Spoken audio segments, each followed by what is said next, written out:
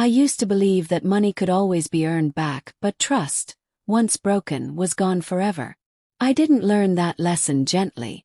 I learned it the day my own brother drained my savings account without asking, without warning, and without a shred of guilt. It started with something that felt harmless. My brother, Jim, texted me late one evening saying his debit card had been temporarily locked. He asked if he could use my credit card to order takeout. Nothing fancy, just food. I hesitated for a moment, but this was my brother. The same brother I grew up with. The same brother my parents constantly praised. I sent him the card details, expecting nothing more than a burger charge. What I didn't know was that Jim wasn't just ordering food. Somehow, whether through linked accounts or stored access, he found his way into my savings account. The account I had spent years building. The account meant for one thing only: a down payment on my first home. By morning, every dollar was gone.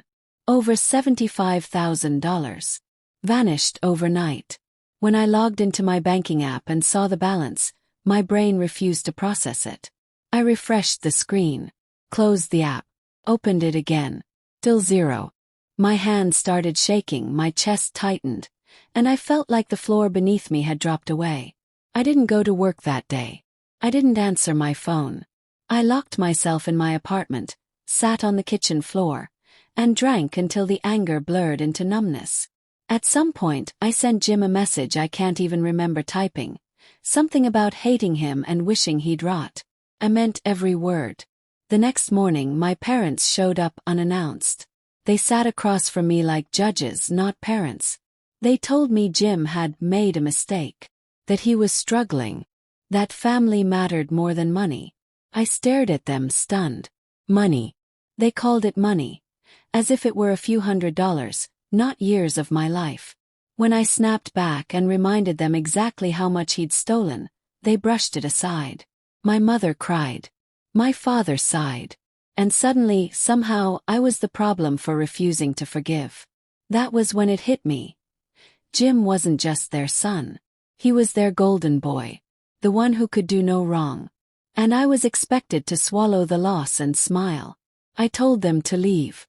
They didn't take that well. My mother screamed. My father accused me of being heartless. I told them they could go right alongside Jim, and slammed the door behind them. The fallout was immediate. Instead of house hunting, I renewed my apartment lease for another year. Instead of planning my future, I recalculated my present. Everything I had worked for had been erased in one selfish night. In the months that followed, my parents kept calling. They complained that I never visited, that they missed me. I reminded them exactly why I stayed away. They warned me I'd regret this distance someday. That time was limited, that family was everything. I told them they were welcome to visit me. They never did. Then one day my mom called with a story. A childhood memory about Jim taking care of me when I was little. About how he'd cleaned spaghetti out of my hair. How sweet he'd been, how protective. She laughed like it was proof that he was still that same boy. And for a moment, just a moment, I believed her. Against my better judgment, I agreed to try again. Slowly, carefully, with boundaries. I didn't trust him, but I wanted peace. I wanted my family back, even if it came with scars. What I didn't realize was that this wasn't the end of Jim's betrayal. It was only the beginning. I thought losing my life savings was the worst thing my brother could do to me. But months later, I discovered he had planned something even more devastating, and this time he smiled while doing it. Forgiving Jim wasn't something I did all at once. It happened in fragments. Tiny, reluctant steps forward paired with long moments of hesitation. I didn't wake up one morning and decide everything was fine. I decided instead that I was tired of feeling like my entire family had collapsed around me. At first, I only saw Jim when my parents were around. Family dinners, short visits, neutral conversations. I kept my purse close, my phone locked, my words guarded. Every smile felt forced, every laugh rehearsed. Still, my parents acted like this fragile peace was a miracle they had personally orchestrated. They started inviting me over more often. Game nights, movie nights, casual meals.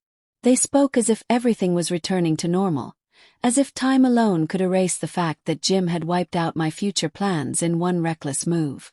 I hated how much I wanted to believe them. Jim played his part well. He apologized repeatedly. He talked about therapy, about getting help, about wanting to change. He didn't ask for money. He didn't overstep. Slowly, my shoulders stopped tensing every time he walked into the room. Months passed.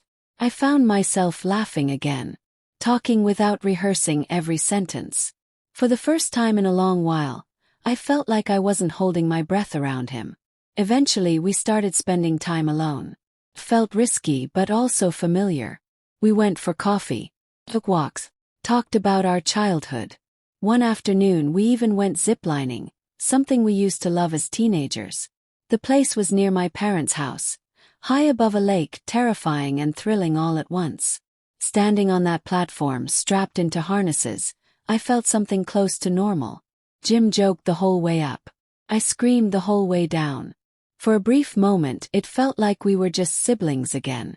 Afterward, we were starving, so we stopped for fast food on the way back into the city. When it came time to pay, I reached for my wallet and froze. My main credit card wasn't there. Checked again. Nothing. My heart started racing. I told Jim I couldn't find it, wondering aloud if it had fallen out during ziplining. He shrugged it off, told me not to stress, and paid with his card instead. When I got home that night, I checked my wallet again. There it was, my credit card, just not in the pocket where I always kept it. I blamed exhaustion, laughed it off, and went to bed. The next evening my phone buzzed. Fraud alert. My credit card company asked me to approve a transaction at a casino near my parents' house. A casino I knew all too well, the same one Jim used to drain his paychecks at. My stomach dropped. I declined the transaction immediately and checked my other accounts. One card was maxed out. Then another. Thousands charged in a single night. Charges I knew I hadn't made. Reality hit me like a punch to the chest. Jim hadn't lost my card. He'd copied it.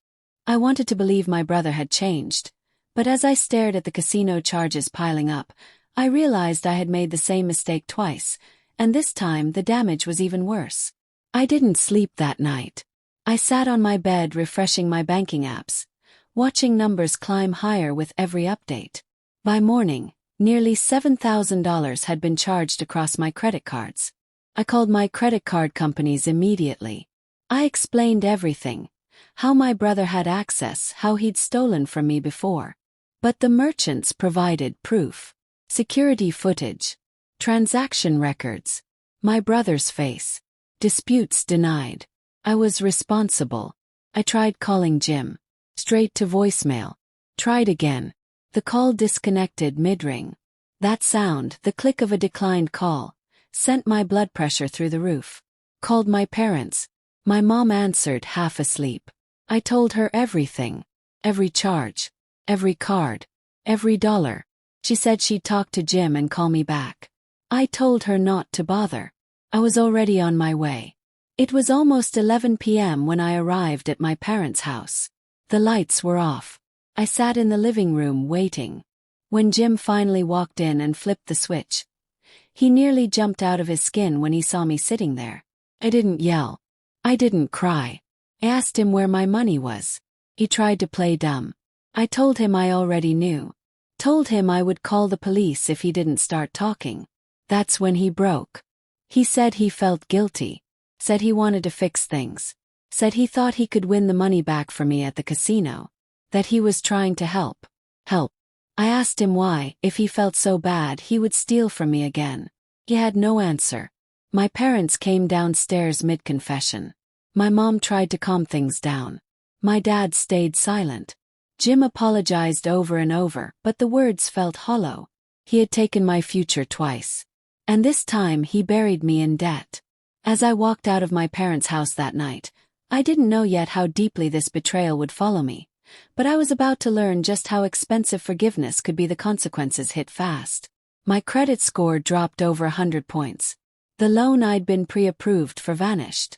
I took on a second job just to stay afloat. My days blurred together, work, sleep, repeat. Jim didn't help. Not a dollar. He claimed his intentions were good. so repayment wasn't his responsibility. That sentence alone shattered whatever remained of my faith in him. I stopped answering calls. Cut contact completely. Still, my parents kept trying. Messages, voicemails, guilt. I worked myself into exhaustion. 4 hours of sleep most nights. Coffee instead of meals. Anxiety instead of rest. My mental health suffered, but I couldn't afford to stop. Eventually, I quit the second job when things stabilized slightly. Cut expenses. Lived minimally. Tried to heal. Then October came. And my parents called again. This time with memories of Halloween, family traditions, warmth. They asked to visit. I agreed cautiously. Then came the Thanksgiving invitation. Against my instincts, I said yes. I thought Thanksgiving would be a quiet attempt at closure, but I had no idea I was walking into the moment that would expose everything.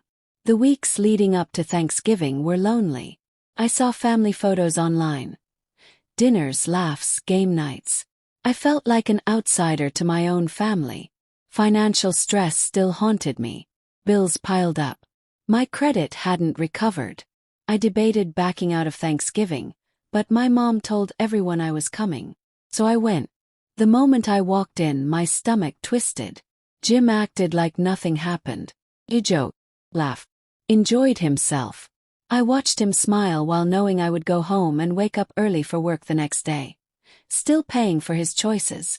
By the end of dinner, I couldn't take it anymore. I stood up. What I said next would shatter the room, and change the way my family saw Jim forever. My voice shook, but I didn't stop. I told everyone what Jim had done. The savings, the credit cards, the debt, the second job, the exhaustion. I turned to my parents and asked why my pain was always less important than his comfort. Silence. Jim tried to laugh it off. I shut it down. Told him I was done. For good. Left. What surprised me came afterward. Family members reached out. Apologized. Offered support. Some even helped financially. Not everyone was willing to protect him anymore. For the first time, I wasn't alone. And that made all the difference.